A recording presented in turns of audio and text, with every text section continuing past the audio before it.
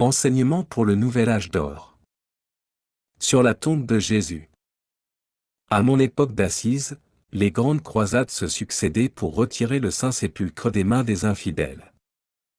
Me trouvant au milieu de centaines et de milliers d'hommes supérieurs, guerriers magnifiques, soldats faits chevaliers et croisés de mérite, je voulais aussi voir et bénir le lieu de naissance de ce grand et bien-aimé Jésus, qui m'avait donné l'illumination et cette liberté que je connaissais.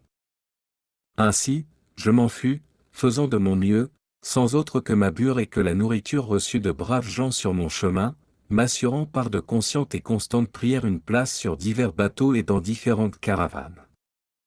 J'admirais beaucoup les splendides armures, les épées éclatantes et les aumes brillants de tous ces hommes courageux qui portaient la croix des croisés. Eux-mêmes ne firent jamais grand cas de ma personne. Nous arrivâmes finalement en Terre Sainte. Je mis les pieds sur cette terre, et je n'oublierai jamais combien je ressentis la pulsation, qui y demeure encore, de cette vibrante figure qu'il avait parcourue quelques siècles auparavant. Pendant que la puissante armée préparait des plans grandioses et que les croisés se rassemblaient, aiguisant leurs épées sur la pierre et ajustant leurs cottes de mailles, je traversai la terre interdite et rencontrai le prince des infidèles et, savez-vous, nous fûmes côte à côte devant le Saint-Sépulcre. Nous étions frères, nous étions un. Quand je revins, les croisés me demandèrent où j'avais été.